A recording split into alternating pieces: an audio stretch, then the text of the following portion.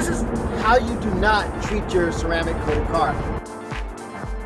This is pretty bad. I've never seen a car come in like this that's been coated before. I mean, the tire pressures are low. It's just been sitting.